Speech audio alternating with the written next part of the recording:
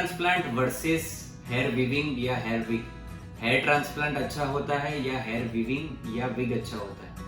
Most of the patient या most of the hair loss वाले लोगों को ये क्वेश्चन रहता है। मेरा नाम है डॉक्टर अर्थ शाह, मैं MCH plastic and cosmetic surgeon हूँ, director of Rejua Aesthetica cosmetic clinic in Ahmedabad. दोस्तों, ये जो टॉपिक है हेयर विविंग के सामने हेयर ट्रांसप्लांट, ये मोस्टली अनटच्ड है। तो आज मैं ये मेडिकल रीजन से आपको समझाना चाहता हूँ कि दोनों में से अच्छा क्या होता है और क्या करना चाहिए। फिर आप डिसीजन ले सकते हो कि मेरे लिए कौन सी टेक्निक अच्छी है। हेयर ट्रांसप्लांट जो होता है वो जनरली सर्जन्स करते हैं, प्लास्टिक सर्जन्स करते हैं, वो अलग चीज़ है। हेयर विविंग और हेयर विग के बाद में मैं आपको बताना चाहता हूँ। हेयर विविंग या हेयर विग जो होता है वो जनरली नॉन डॉक्टर्स करते हैं। उसमें सबसे बड़ा चीज़ होता है फियर ऑफ डिटेक्शन, मतलब सामने वाला जो जिसने विविंग किया हुआ है, विग किया हुआ होता है, वो कॉन्शियस रहता है, हर बार कॉन्शियस रहता है कि मैंने कुछ करवाया हुआ है, मेरे में वो डिटेक्ट लोगों को नहीं हो जाए, वो अननेचुरलनेस सा कई बार वो रहता है। सो ये मोस्ट कॉमन सा प्रॉब्लम रहता है। किसने बोला, मतलब एक सिंपल एग्जांपल से मैं आपको समझाता हूँ कि किसी ने बोला कि मारुति की गाड़ी जो होती है लोअर रेंज की होती है वो खराब है, या मर्सिडीज की गाड़ी अच्छी है। दोनों गाड़ियाँ अच्छी होती हैं, पर मैं डेफिनेटली बोलूंगा कि मारुति की गाड़ी में अगर मर्सिडीज का सिंबल लगा हो तो वो गलत है। बॉल्ड आदमी है, वो किसने बोला अच्छा नहीं लगता है या खराब लगता है? बॉल्डनेस है वो नेचुरल प्रोसेस है दोस्तों, तो वो कभी भी खराब नहीं होता है। पर अगर उसमें आप आर्टिफिशियलनेस ना रखो, अगर उसमें आप विविंग करो या किसी की विग लगाओ, वो डेफिनेटली गलत है। तो किसने बोला कि जो लोअर रेंज की या टाइटन की टाइमेक्स की वॉच होती है वो गलत है और राडो की वॉच होती है वो अच्छी है? दोनों वॉच अपनी अपनी जगह पे अच्छी है, पर अगर आप फर्स्ट कॉपी कोई ब्रांडेड वॉच पहनो राडो की या और कोई कंपनी की पहनो तो वो गलत है। तो आप बॉल्ड भी रहो तो उसमें कोई प्रॉब्लम नहीं है, पर अगर आप ट्रीटमेंट कराना चाहते हो तो वो अननेचुरल सा ट्रीटमेंट मत कराइए, क्योंकि आदमी कॉन्शियस होता है और वो गलत लगता है, और वो हम किसी को अच्छा लगाने के लिए हमारी बॉडी पर ही हम कुछ ना कुछ गलत करते रहते हैं, तो वो गलत है। तो वो आप कॉन्शियस मत होइए। तो फियर ऑफ डिटेक्शन रहता है। सेकेंड चीज होती है मोस्ट इफेक्टिव इज कॉस्ट, क्योंकि अच्छी जो वीविंग की क्वालिटी होती है वो 30,000, 40,000, 50,000 वो अलग अलग रेंज में आती है। कई बार 20,000 में भी लोअर क्वालिटी की 15,000, 10,000 में भी आती है।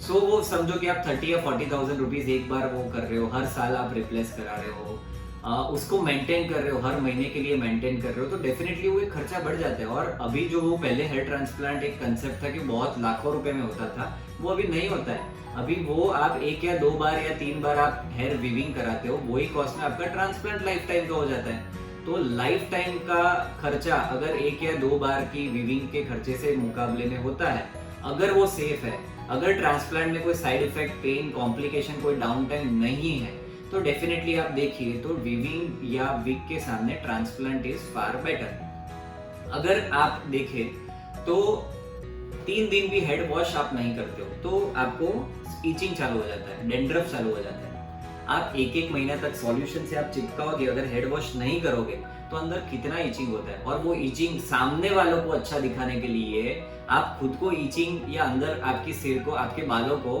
आप बिगाड़ रहे हो, क्योंकि इचिंग होता है, अंदर अनहाइजीनिसिटी होती है, तो भी हेयर फॉल बढ़ता है। तो वो आप विविंग या विग में ये जो होता है वो साइड इफेक्ट होती है। अगर सॉल्यूशन से लगाते हो तो मेरे पास ऐसे बहुत सारे एग्जांपल्स है कि सॉल्यूशन के कारण यहाँ पे फंगल इन्फेक्शन, रेडनेस सा पूरा हो जाता है अगर सॉल्यूशन चिपकाते हो। और सॉल्यूशन भी होता है वो टफ होता है। आप सोचो कि फेविक्विक होती है, उसको आप चिपकाते हो, 1-1 महीने तक 2 उंगली को चिपका के रखोगे तो क्या होगा? अंदर का जो आपका जो स्किन का लेयर है वो बिगड़ जाएगा। तो वो 1-1 महीने तक, और लाइट से चिपकाओगे तो वो निकल जाएगा। तो वो हायर सॉल्यूशन से चिपकाते हो तो भी आपको प्रॉब्लम होता है, अंदर जो होता है रेडनेस सा हो जाता है, अंदर जो होता है इचिंग होता है, आपकी स्किन बिगड़ती है।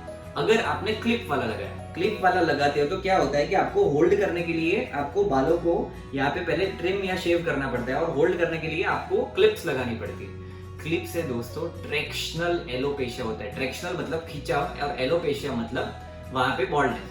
तो ट्रैक्शनल एलोपेशिया होता है जिससे आपके जो हेयर फॉल है वो भी एग्जिस्टिंग फास्ट तरीके से वो बढ़ रहे हैं। तो विविंग या विग जो होता है उससे डेफिनेटली हेयर ट्रांसप्लांट बढ़िया होता है। पर हेयर ट्रांसप्लांट में एक चीज कंपलसरी होना चाहिए, वो प्लास्टिक सर्जन ही होना चाहिए, क्योंकि हेयर ट्रांसप्लांट एक सर्जरी है, वो प्रोसीजर नहीं है। तो वो एक प्लास्टिक सर्जन के पास जाइए, उसमें angulation, direction, density, hair line वो सब डेफिनेटली फार बेटर रहती है। हेयर ट्रांसप्लांट का एक माइनस इफेक्ट है कि जो वीविंग में आपको भरा हुआ सा लगता है वो हेयर ट्रांसप्लांट में कंपैरेटिवली कम लगता है, क्योंकि वो आपको बालों को एडजस्ट किया जाता है, कहीं से लेके हम कहीं पे डालते हैं तो एडजस्ट किया जाता है, पर वो ऑलमोस्ट सिमिलर लगता है। तो इतना खाली थोड़ा डिफरेंस हमारा रहता है ट्रांसप्लांट और वीविंग या विग में। पर ट्रांसप्लांट नेचुरल लगता है, वो कैमोफ्लेजिंग प्रोसीजर होती है, हेयर ट्रांसप्लांट एक ढकने की प्रोसीजर होती है।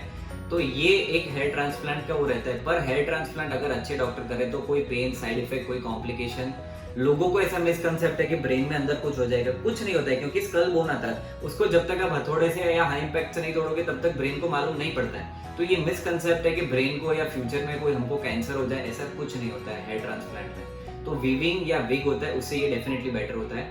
अभी वीविंग और विग कब करवाना चाहिए वो भी मैं बोलता हूँ आपको, जब पेशेंट को कैंसर का प्रॉब्लम है, जब पेशेंट के सब बाल जा चुके हैं कीमोथेरापी से या कोई और दवाइयां से वो बाल जा चुके हैं, जब उसको डोनर ही नहीं है, जब उसको एलोपेशिया एरियाटा टोटालिस है, जब उसको डोनर ही नहीं है, तो डेफिनेटली उसमें विविंग या विग ही कराना चाहिए, उसमें कभी भी ट्रांसप्लांट ऑप्शन नहीं होता है। तो ऐसे केसेस में आप विविंग या विग में जाइए। जब मालूम है कि कीमोथेरापी बंद होगी, आपके बाल आ जाएंगे, तो आपको डेफिनेटली बेटर रहेगा, तो उसमें विविंग या विग बेटर है। अदरवाइज आपको ग्रेड 6 या ग्रेड 7 है, इतनी ही पट्टी है, और आपकी शादी या मैट्रिमोनियल पर्पस बाकी है, तो आप विविंग करोगे तो वो ठीक रहेगा, ठीक है, क्योंकि उसमें ट्रांसप्लांट में रिजल्ट नहीं आएगा, क्योंकि इतना ही है, और इसमें से इतना सारा आप भर नहीं सकते हो। पेशेंट की एक्सपेक्टेशन बहुत ज्यादा है, डोनर बहुत कम है, पतला है, तो विविंग या विग बेटर रहता है। पर अगर आपका ग्रेड 1, 2, 3, 4 है और आपके एक्सपेक्टेशन लिमिटेड है और आपको अच्छा मतलब ये सब मेंटेनेंस में, ये सब अननेचुरल चीजों में नहीं पड़ना है, तो hair transplant is far better दोस्तों। अब बिल्कुल डरिए, घबराइए नहीं। ऐसी कुछ भी इंक्वायरी है, कुछ भी क्वेरी है, तो हमारी टीम आपको हेल्प करेंगी सही और गलत समझाने में। फिर आपको जहाँ पे भी कराना है, पर प्लास्टिक सर्जन के पास ही जाइए, वो आपको डेफिनेटली हेल्प करेंगे। Thank you so much friends. ये वीडियो बनाने का उद्देश्य एक ही है कि मैं आपको नॉलेज पहुंचा पाऊँ और आप आपके फ्रेंड्स के रिलेटिव्स में शेयर कीजिए, जिससे आपको लोगों को मालूम पड़ेगा कि ये दो चीज़ होती क्या है, और फिर आप डिसाइड कीजिए कि क्या अच्छा है और क्या बुरा है, और उसमें आप जाइए। Thank you so much.